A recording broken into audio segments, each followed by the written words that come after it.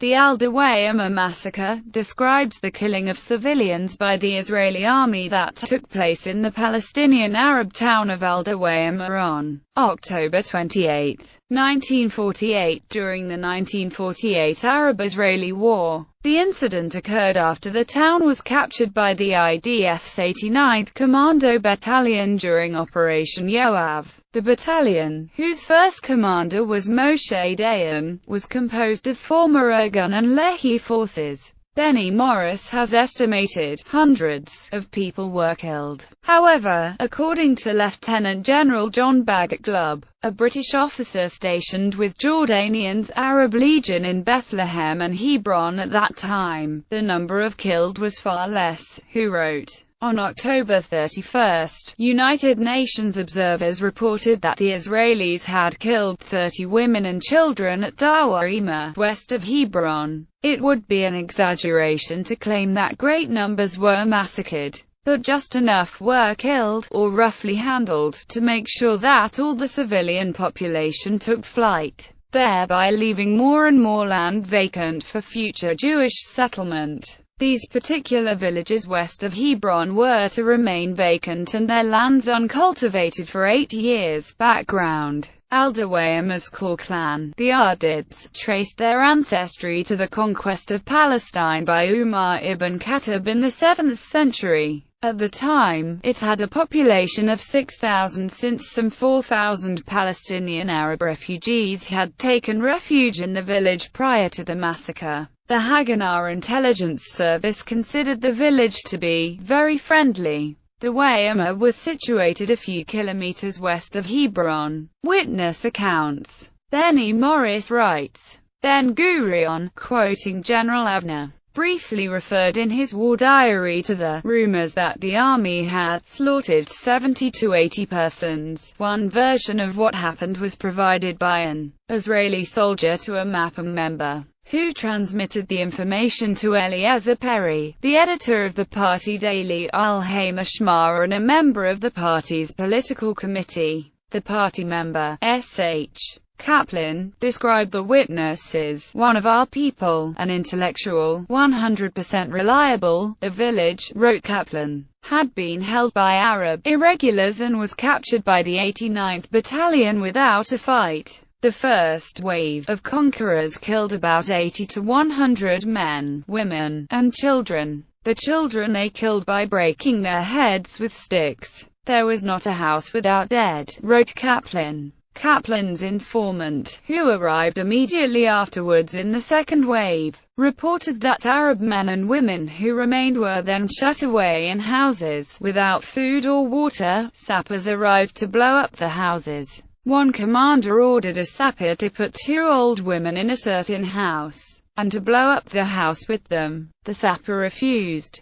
The commander then ordered his men to put the old women in the house and the evil deed was done. One soldier boasted that he had raped a woman and then shot her. One woman, with a newborn baby in her arms, was employed to clean the courtyard where the soldiers ate. She worked a day or two. In the end they shot her and her baby. Benny Morris writes, according to 189th Battalion veteran Avraham Verd, the village houses were filled with the loot of the Etjan block, i.e., Kfar Etjan massacre. The Jewish fighters who attacked Dawayima knew that the blood of those slaughtered cries out for revenge, and that the men of Dawayima were among those who took part in the massacre. Avraham Verd added another motive for revenge, the fact that the village was in the Hebron Hills, some of whose villages had been responsible for the 1929 Hebron massacre. The soldier witness, according to Kaplan, said cultured officers had turned into base murderers, and this not in the heat of battle, but out of a system of expulsion and destruction. The less Arabs remained, the better. This principle is the political motive for the expulsions and the atrocities. From the sworn statement given by the Mukhtar of Dawayima village, Hassan Mehmed Idabe,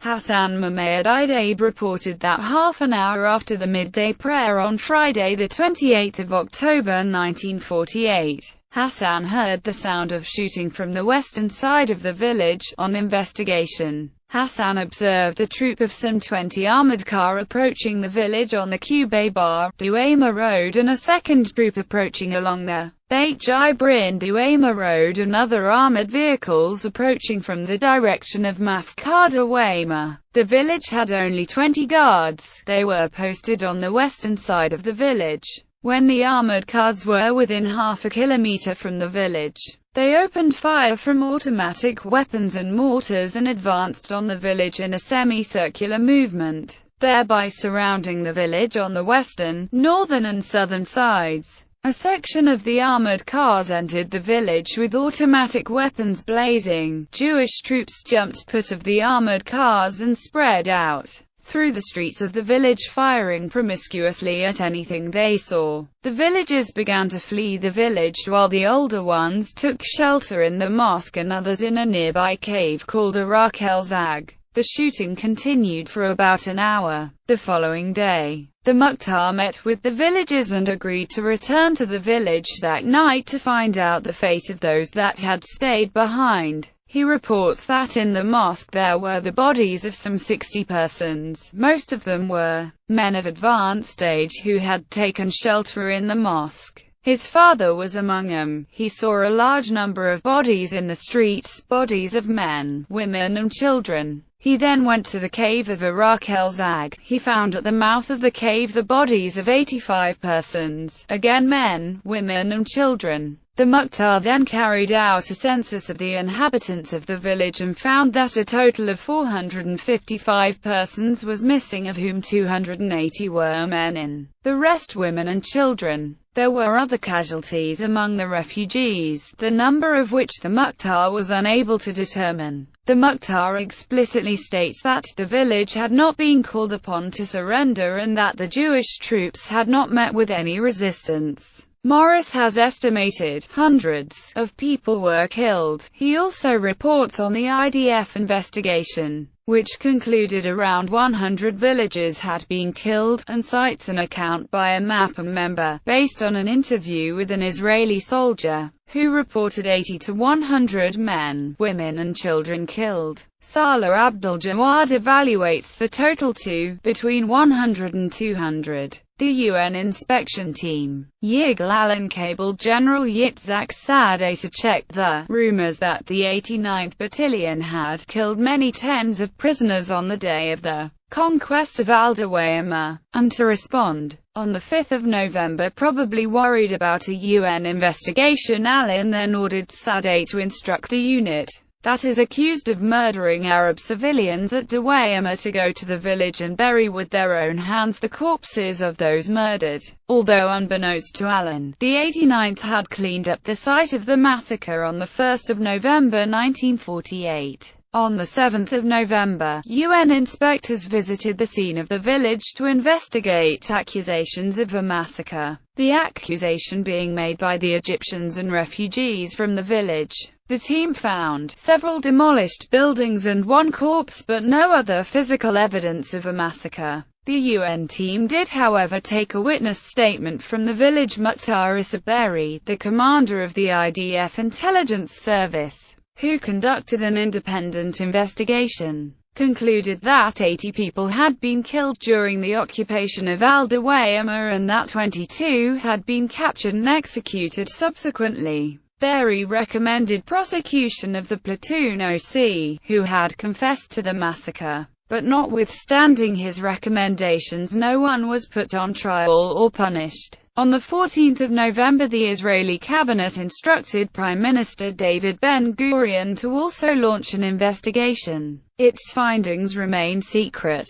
Reactions. The American consul in Jerusalem, William Burdett, who had received news about the massacre, reported on November 16 to Washington, investigation by UN indicates massacre occurred, but observers are unable to determine number of persons involved. News of the massacre reached village communities in the western Hebron and Judean foothills, possibly precipitating further flight. However, the reason why so little is known about this massacre, which, in many respects, was more brutal than the Deir Yassin massacre, is because the Arab Legion feared that if the news was allowed to spread, it would have the same effect on the morale of the peasantry that Deir Yassin had, namely to cause another flow of Arab refugees. Bibliography. Benveniste, Merin. Sacred Landscape. The Buried History of the Holy Land Since 1948. University of California Press.